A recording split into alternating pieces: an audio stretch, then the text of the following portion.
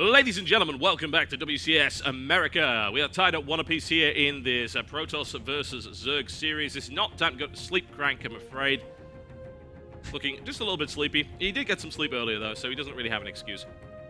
Well, he's saving his energy. Yeah. He's gathering it all internally, focusing it, and he's about to unleash it all in his third game. Of course, he did lose that first game. Won the second, does not want to lose this third one and be stuck facing elimination from the round of 16. Yeah, he looked rock solid in Game 2 as far as I'm concerned. Game 1, of course, was a really nice win for Moonglade because it showed that he clearly knew his opponent. He understood exactly what he was up against and is properly prepared, which I might add is exactly what separates the people who do well in the GSL style of tournament versus the people that fall flat on their face in the GSL style of tournament. Preparation all the time. And Moonglade is a smart player, as you are well aware. So, here we go, folks. Belshire Vestige will be the venue for this particular battle. And it is my pleasure to bring you, in the red trunks, playing Protoss to the southeast, Axiom Crank. It's an adorable little thing, isn't it? Just look at it. Probes are cute. Probes are actually adorable. There's no real question about that. I always feel bad when I kill them. Because it's not like they can even complain. They just kind of beep at you in sadness. Like, I can't kill that. It's not fair. That is actually why TVP is my worst matchup. Did you know that?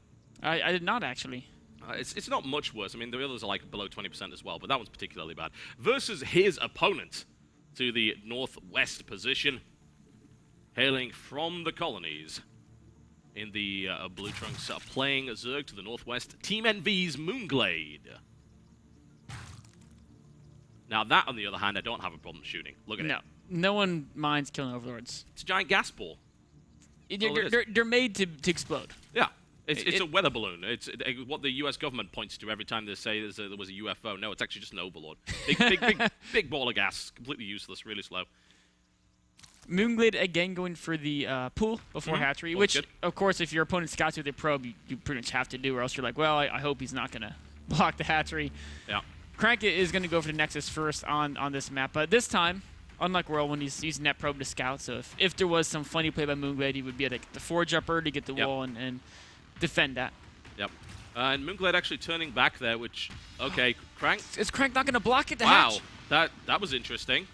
I have to wonder if that was a rally point problem, because what you can have, if you accidentally rally onto the minerals, it will actually cause it to mine. I have a feeling that was a misclick by Crank. He could have very easily delayed that. It's not the biggest deal in the world. I think maybe people make too much out of blocking the hatchery there, but anything you can do to slow that down. And think about the extra lava that is, that would have not been there otherwise. That would have been at least one round, which would have been great.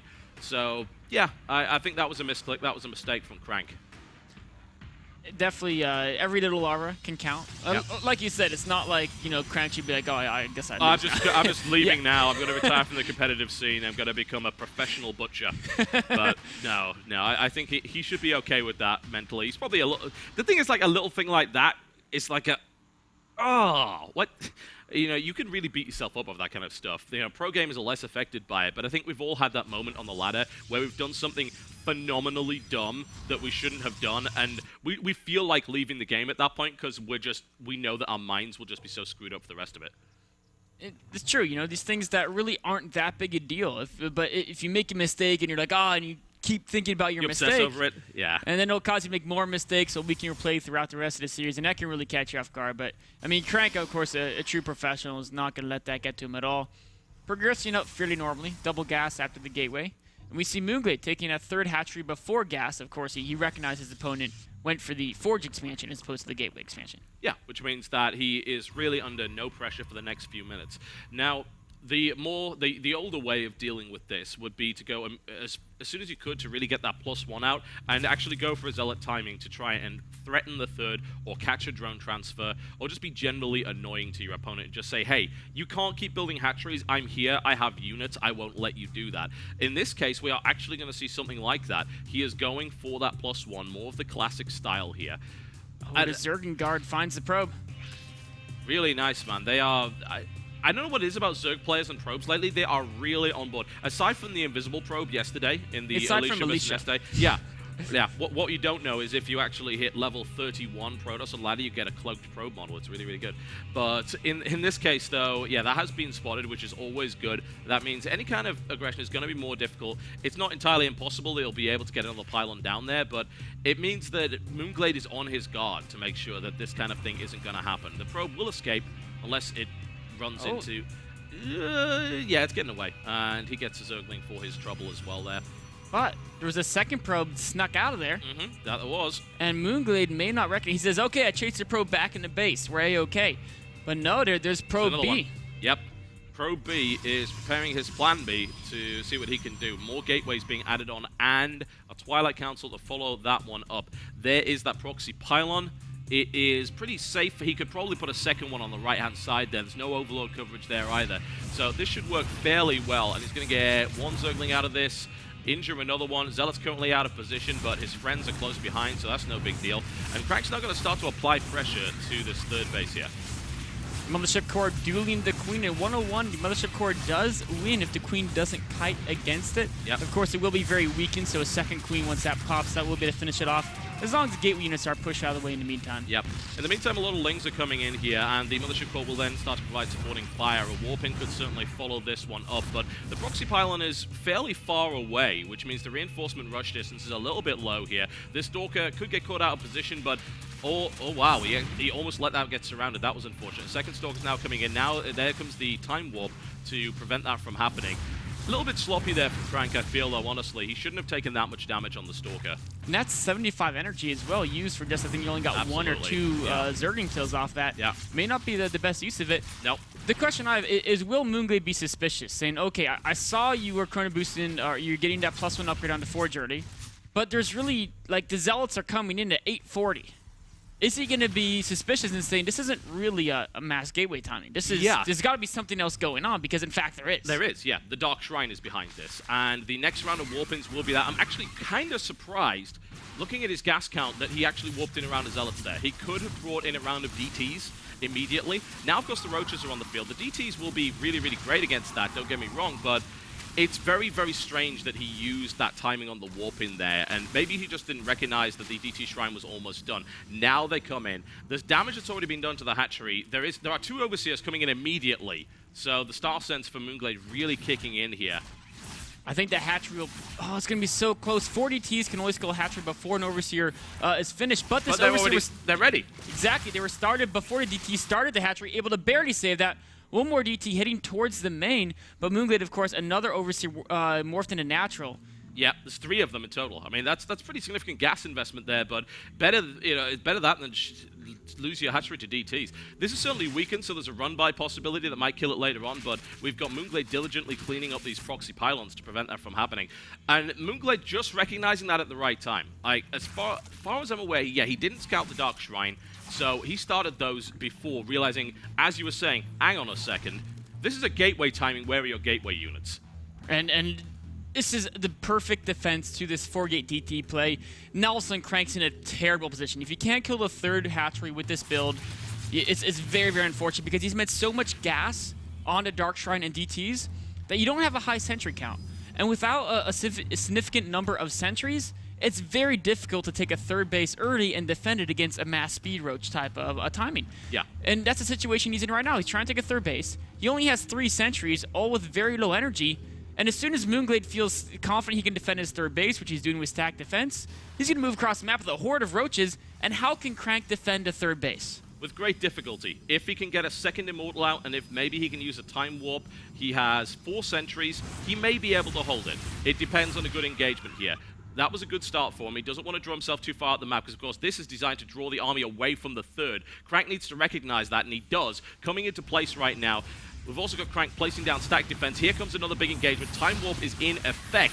There were not really enough... Actually, maybe there were. He walled off a significant number of the roaches there, but good target fire there by Moonglade to bring that down. And the sentry count is now minimal. We've got Crank currently retreating, trying to get into the best possible position, and a photon overcharge being used here as well. But look at the roach count. It's 32 roaches now barreling down over this expansion, doing huge amounts of damage, taking out the cybernetic score as well. There's going to be another Immortal in the mix momentarily. Crank may be able to hold this, but he has taken a lot of damage. Moonglade isn't going to kill a third base, so if Crank can hold on and push Roaches back, he could still definitely win this game. All he has to do is keep that third base alive, and the Roach count has been diminished by the Photon Overcharge. Going for the third base now. Admittedly, there are 3 Photon Cannons there, but if Moonglade recognizes that, takes down the pylon, which he will, then he's going to force Crank to defend this. There's more reinforcements coming in right now, and it looks like he's going to lose the third as well. I mean, this is worst case scenario here for Crank. I love how Moonglade's ignoring those cannons, knowing that he needs to take down that Nexus. Of course, over time, Crank will build an army that will dominate Roaches. We can see he's doing that right now. A lot of Sentries, a lot of Immortals, but there might be overextending. Are there enough force fields? He needs to make sure that there are, and they've got right in the mix against those Immortals. That is not the best force field placement at all. This Immortal manages to stay alive, however, it looks like there's going to be enough to clean this up, especially with the DT in play. Trying to bring down some Overseers as well. Nice blink to finish that one off. Now the Dark Templar can play a role in the defense, but at the end of the day, Moonglade has done a really good job with that. The only thing I will say is the amount of energy and basically resources he expended to do that kind of damage versus the efficient engagement of Crank may not do him a service going forward. Moonglade's advantage is that economy and the fact that Crank isn't on super high-tech units right now. So Zealot Run-By comes in, actually, just to engage against the natural expansion here. Trying to do some damage here and there. He kills a few workers, but certainly not enough to really give him that economic lead. It's a powerhouse of an army here from Crank, I've got to say, but I think it really still depends on Moonglade sort of getting a bit too greedy and not getting the units out, not recognizing this counterattack potential. Oh, if Moonglade moves across the map, he could initiate a type of base trade situation. He has enough minerals. He could build 1 billion spine cars in his main base. But no, he's going to back away. If Moonglade could set up a flank, he has this force on the outside. That could be a perfect way to counter Crank's composition. Crank took out 3 Overseers here. I have a feeling he does still want to use DTs where possible. Also, of course, forcing the more Overseers to be built, less gas. There's the cancellation on the 4th base there. Oh, you know, it's always good to do that and try and take out as many Overseers as possible, because they're not the kind of units that really contribute to a fight in any meaningful way. Queen is going down in the main base. Nice little Dark Templar attack there by Crank, who continues to try and work his opponent, who is admittedly currently only on 2 queens, which does make the lava situation a little bit critical, but we do have Hydralisks on the way out. What I will say is Crank still has a significant upgrade advantage. He's going to engage with 4+1 completes. That's +2 Blink Stalkers and Immortals versus +0 Zerg units. If he waits too long, though, then that advantage is going to lessen. Moonglade just needs to be able to spend all that money. He needs to wait for the Overlords, wait for the Larvan Jacks, and then once he can max out, he can go again for another denial of Crank's third base. Of course, Crank has a nice competition against Roaches, but in the numbers that Moonglade can field, this is where protoss really wants Colossi, or at the very least Psystorm. And Crank just, I mean, he's been on 4 gas the whole game, and he's had to build so many sentries. Yeah, now Crank is backing off, and it's unfortunate that he wasn't able to do damage there. I feel he could have postured, maybe even killed the 3rd base. Although without the mothership, he actually did have the mothership core with him. I am actually really surprised he didn't engage, because with the recall ability there, he very well could have done significant damage there with that army. I think maybe that's a missed opportunity there. It would have been very, very risky. Crank's, and you know what? I don't want to risk it on. Yeah, absolutely. If Crank can defend his 3rd base, he'll be in great shape, because similar to Game 1, Moonglade has 0 tech. I mean, there's no Spire, no Infestation Pit, nothing indicating he wants to go to Hive tech. So Moonglade has to break Crank, because if Crank can max out, he's going to have a much, much more cost-efficient army. Moonglade, I think, trying to bait force fields right there. There's more DTs. They're attacking all over the place, killing queens. That's his focus right now. He's trying his best. The thing is that Moonglade is building spares and is now he's wise to the tactic now. That kind of thing can't keep working. And he has a swing around towards the natural. And Crank needs to be in a good position. Here comes the engagement right now. Moonglade is looking for it. He's going to be able to... Oh, nice warp in to prevent the run-by. There's the blink back. And there are a lot of Immortals here, but the Lings actually get their hands on them, which is not what you want. He is able to save them, however, and now gets the big arc of fire against Moonglade's army. There comes a time warp. He could get a second one, but he gets a second one down before he loses the Mothership Core, which is, as we said before, a good tactic. Losing that Mothership Core gives you the ability to rebuild another one with more energy. A Colossus comes out, and Crank holds that really efficiently, but the Remax is coming. Moonglade backed away before his entire army was crushed, still staying with no tech at all. So Moonglade needs to keep remaxing an overwhelming Crank. Crank, unfortunately, he took that battle, but he lost all of his Immortals. He has 1 Immortal left, and he lost all of his sentries. So in the next battle, without force fields, without time warps, without a high Immortal count, it's going to be much, much more difficult to defend Moonglade's second wave. Yeah, the only thing he's got going from here is that this attack should hit just as Extended Thermal Lance finishes, and there should be a second Colossus on the field here as well. But will he be able to get that Colossi into the fight before this hits? This static defense will certainly help. There's going to be 5 cannons, but there's an Artosis pylon powering... Oh, never mind. Those are actually pylons. Never mind. I'm talking complete bollocks. But in this case, the second Colossus is out, and the Extended Thermal Lance is done. The third one on the way. Mothership Core is in 25 seconds going to have the energy to do a photon overcharge, and as a result, Moonglade backs off here. Now, I wonder what Moonglade is planning on doing. He's letting his gas get pretty high, which, I mean, it will... Well, we're not going to see... We could see mutas, but we're not going to see a huge amount of them. It makes no sense. With that many Blink Stalkers with +2 on the map, going muta right now doesn't make any sense in my mind. Where do you think Moonglade is going with this? Moonglade wants to hit another timing to use his superior bank to reinforce, but when he saw the Colossi count and the fact you have to fight through choke, he's very Hydra heavy. Yeah. He's just going to wait for a few more Corruptors. Once he has enough Corruptors to take out the Colossi, he says, you know what, I'm just going to try to power through you with Mass Roach Hydra, but I want to make sure I get rid of those dangerous Colossi first. And Crank's actually moving out. He's got to stay back. Yeah, that's not a good idea at all. But he needs to stay in a defensive position where he can take the right engagement. If he gets flanked and surrounded, then he will be destroyed. And there's no coming back from that. He can't remax on the units that he needs to kill this. He is building a lot of Colossi. He's going to be on 4. The Corruptor count is currently at 8, which is good. And it may very well be good enough, considering that Crank actually doesn't have armor upgrades or shield upgrades. So these Colossi are a little bit vulnerable, more so than they usually would be. Moonglade as well, going to Hive Tech Bay. Looks to take an engagement now. Crank backing up the ramp, does not want to move down into that horde of Zerg. That would be a bad idea. We do have that Mothership Core there, so if he gets caught out, recall is a possibility. Admittedly, it's a risky business to do because, you know, the Hydra DPS is so high, you could kill the Mothership Core before that happens. He wants to defend his 4th base here, and he'll be able to do that. If he gets the 4th established, he'll be in a good spot. I'm still a little bit worried about Crank's upgrade situation. Like, it's because he's been on that low gas that you pointed out throughout the entire game, and he's been using a lot of Dark Templar to harass. He is in a situation where his upgrades are actually going to end up being below the Zerg player with the Carapace upgrade coming in. Yeah, he's trying to get an engagement now before any Vipers come into play, and this is very, very tricky because he doesn't want to walk into too big of a Zerg concave. Well, we've got the Time Warp down. That was not the best Time Warp, actually. He really managed to miss that, lose the Mothership Core, which is fine in that situation. He's making his way through there, and in the meantime, we do have that 4th base cancelled again by the forces of Crank with the Dark Templar. Good blink play coming in. Crank's actually taken really great engagements here, and he looks like he is going to beat that army soundly, and he kills, or at least he will, kill that 4th base there from Moonglade. 26 Hydras are coming in the back here. Here's the problem. There are no Colossus left. It's Stalkers versus Hydralisk. Crank could take a good engagement here, but this is going to be dicey. I think he has more Stalkers than there are Hydralisks. He does. And Blink Stalkers are slightly favored against Hydralisks if the numbers are even, but with the creep there and the drones in action, he backs away. Oh, nice snipe, though. He kills 8 Hydralisks, and he's now going to back around and just kill his hatchery. Now he's in a great position, and he has a big lead over his opponent. Killing both was extremely impressive, while keeping his 4th alive.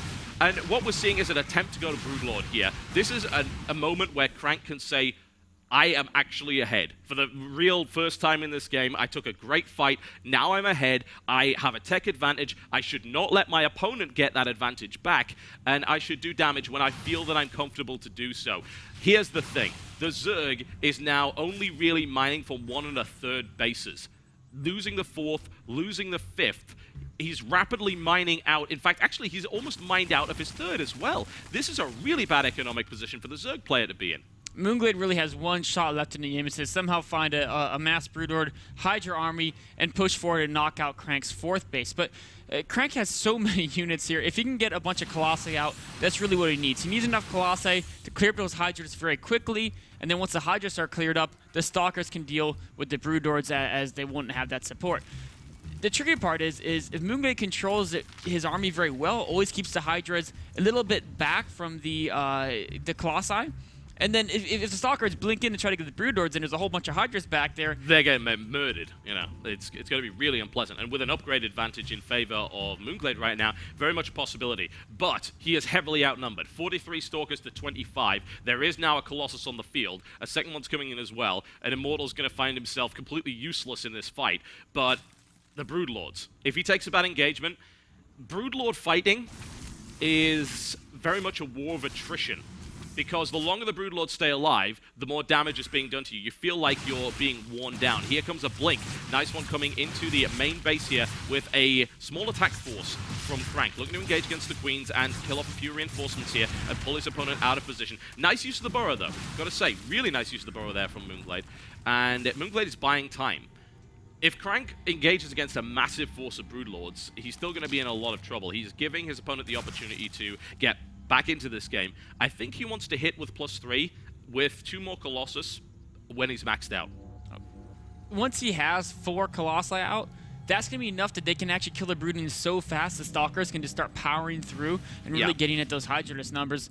This is a situation where as a Zerg, it's very difficult because this is where you really want to have Infestors. You really want to have some Corruptors as well to help out against the Colossi. There's so many units you want to have, but when Moonglade, he lost his army, he lost those expansions, he doesn't have the economy. You can see that. He's at 160 food versus Crank's 200. Yeah, and Crank's going to hit him now. He can't let that fourth be re-established, and he knows that, and he's rolling forward with a superior army composition and numbers. He's going to have +3 when this actually hits. The Drone Ranger over there is just going to live out the rest of his days underground, saying, I am not moving against this guy. This is a bad idea. We've also got a potential transition with +1 air, so Crank's saying, all right, you're going to do that, I will go air, and I will handle you nicely, but he's going to try and go in for the killing blow now. Can Moonglade get the engagement he needs to make this work? I don't think Crank even knew about the Broodlords until just now. Yeah. Yeah, and it's a good job he was getting those air units. You know, he will be able to get the Void Rays out. He will maybe even get a couple of Phoenix out here and there, but Void Rays, of course, will power through Broodlords quite effectively, and everything else, more to the point. Crank's now swinging around. He is giving his opponent time to get his economy back in gear, but look at Crank's bank. Look at the follow-up. I don't think Crank even wants a major engagement. What he wants to do is he wants to base race, buy time, pick away Moonglade's infrastructure, because once he can get a few Tempests out, Moonglade's army will basically be worth it. So he's trying to suicide some of these Stalkers to both clear up supply and buy time to delay the Zerg from looking for this major engagement. And he needs about 2 minutes, I would say. 2 minutes, he can get 3 to 4 Tempests out. And that's 3 to 4 Tempests. All of a sudden, you're starting to one-shot the Broodlords. And that's a happy feeling for Protoss. Crank's going to kill the spawning pool, which is always nice to see. You know, picking off tech, I think, is probably the best option he can take.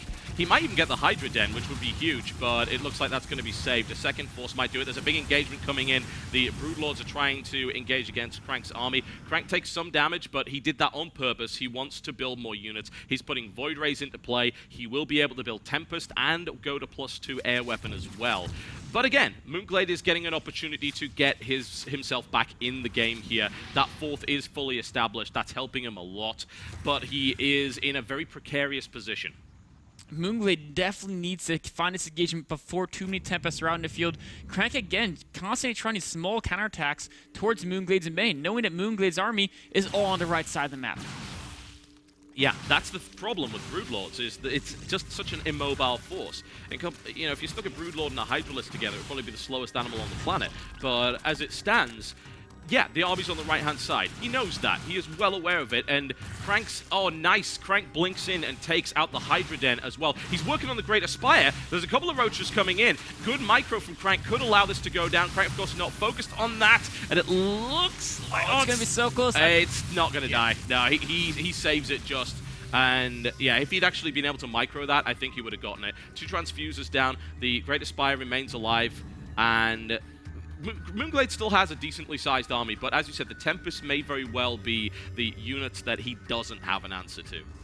These Tempests are, as their count increases, it's going to be so much more difficult for Moonglade to deal with the army. He's going to be stuck in a position where he has to charge the Hydralisk and Roaches in front of the Broodlords, or else the Tempests are going to pick off all the Broodlords. And if he does that with the Colossus count... they're just going to all die. Yeah, it's a damned if you do, damned if you don't situation. It's why a lot of Zerg are saying you cannot let them go to that situation. It's also why a lot of Zerg are not building Broodlords anymore, because Tempests counter them so hard. They get the bonus damage against the massive unit. They have the range advantage. We've already got +1 weapons in there. +2 is on the way. Shields upgrade is coming in as well. So finally, these vulnerable units from Crank will actually be less so. Infestors are being added onto the mix here, but Crank wants to take a fight. Oh, he's using 2 time warps. Moonglade backs away, but he's already lost 1 Broodlord. He loses another one. Those are so hard to replace. He's got to turn around and fight.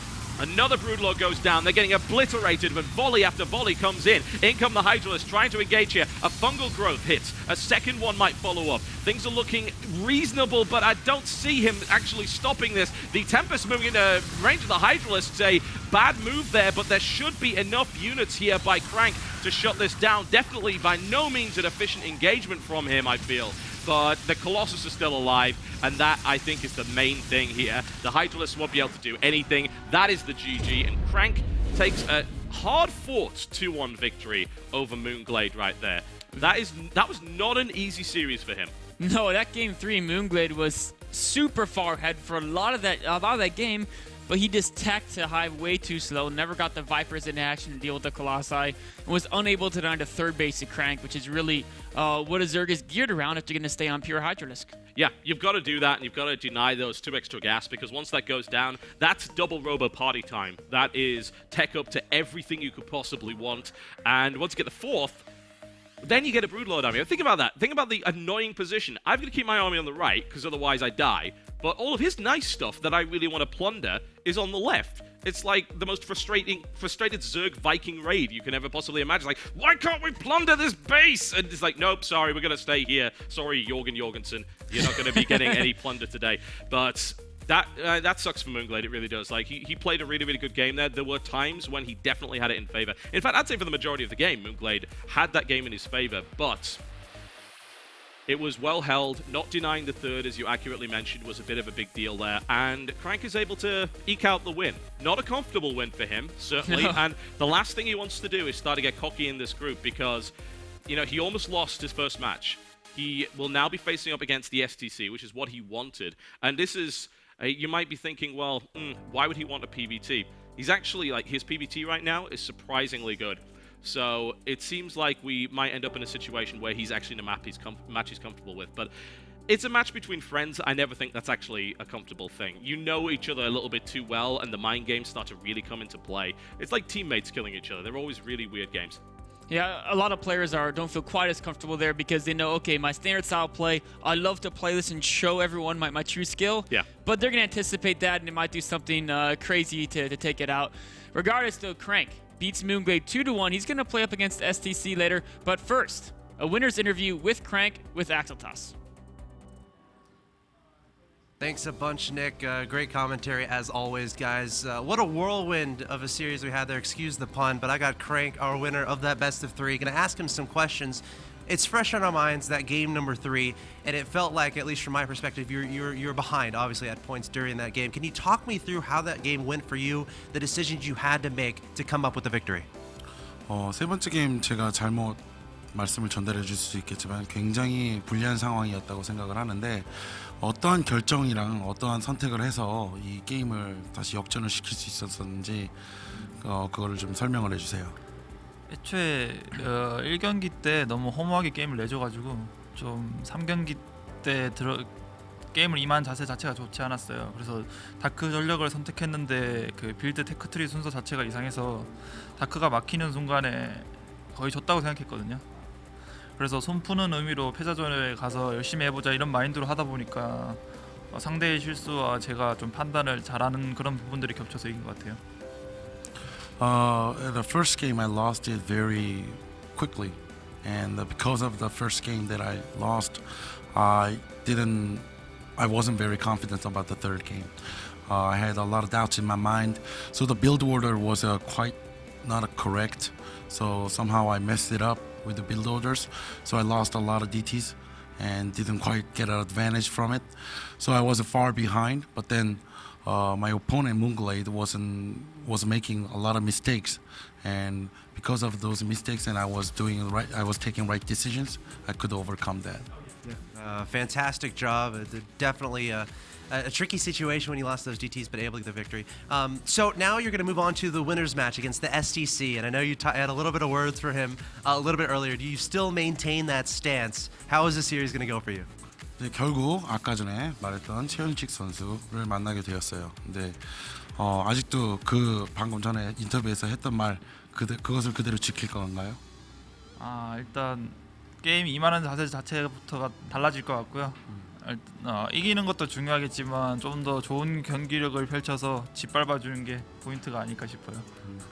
The key point of this game is how I'm going to crush this DC. It's gonna be different. I'm already burned, and I'm warmed up, and I'll be different, and I'll make sure that I can crush STC no matter what. All right, guys, you heard it here. Winners match coming up. It's Crank versus the SGC. It's going to be fantastic. You don't want to miss it. But first, we got a quick break. We'll be back with the winners match of this Group B of WCS America Round of 16.